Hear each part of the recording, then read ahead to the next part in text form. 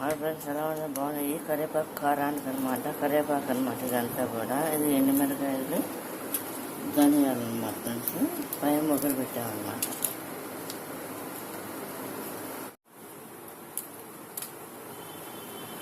నూనె పోసి ఫ్రెండ్స్ దాన్ని ఫ్రై చేస్తున్నాం అనమాట. ఎండుమిరకాయలు ఫ్రెండ్స్, ఇందులో ధనియాలు ఎండుమిరకాయలు కూడా వేసిస్తాము. నూనెలో సరిపడా ఆయిల్ కూడా వేసుకుని ఈ విధంగా ఫ్రై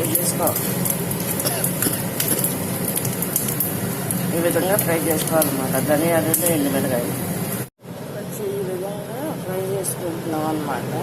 ఎండుమిరకాయలు ధనియాలు అనమాట ఆయిల్లో. కరివేపాకు కారానికి అన్నమాట. ఇప్పుడు కరివేపాకు వేస్తున్నాం. కరివేపాకు ఏంటంటే ఫ్రెండ్స్ కడిగేసి ఆరబెట్టేసి ఈ విధంగా చేయాలన్నమాట.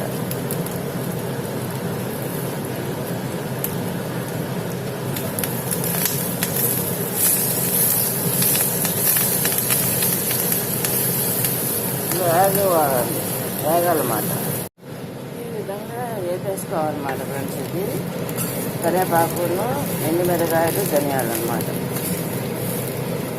ఇది కంప్లీట్గా ఫ్రై అయిపోవచ్చింది. అయిపోయిన తర్వాత ఫ్రెండ్స్ దీన్ని ఆరబెట్టేసేసి మిక్సీ పట్టేసుకోవాలి, లేదంటే రోట్లోనే దంచాలన్నమాట.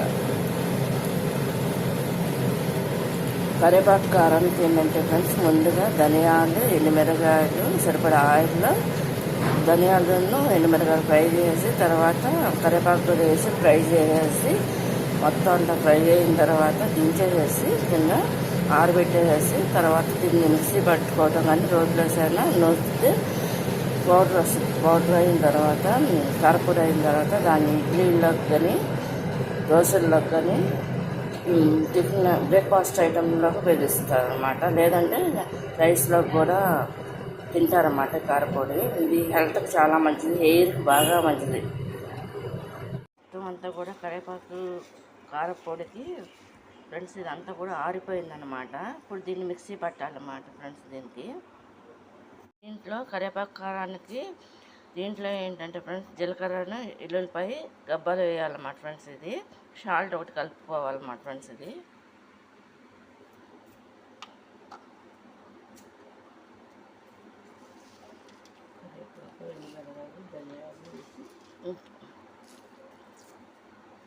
ఫ్రెండ్స్ కంప్లీట్గా కారపొడి రెడీ అయిపోయిందన్నమాట ఫ్రెండ్స్. ఇది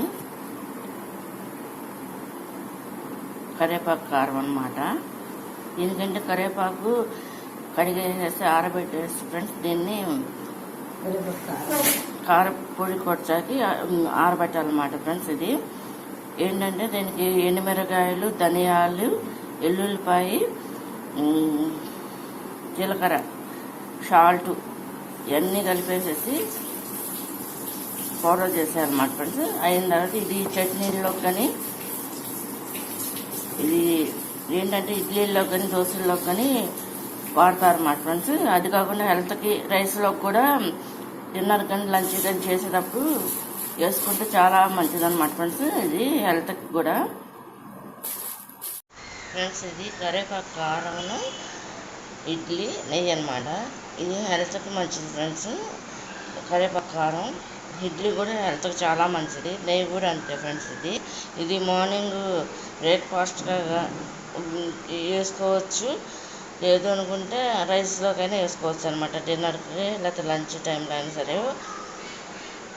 హెయిర్ కూడా బాగా వస్తుంది అనమాట. కరివేపాకు కారపొడి చేసుకుని తింటే డైలీ రోజుకు ఒక స్పూనుడు వేసుకుని రైస్లో కలుపుకుని తింటే హెల్త్కి మంచిది, హెయిర్కి కూడా మంచిదంట ఫ్రెండ్స్. ఇది కనుక మీకు నచ్చినట్లు లైక్ చేయండి, షేర్ చేయండి, సబ్స్క్రైబ్ చేయండి.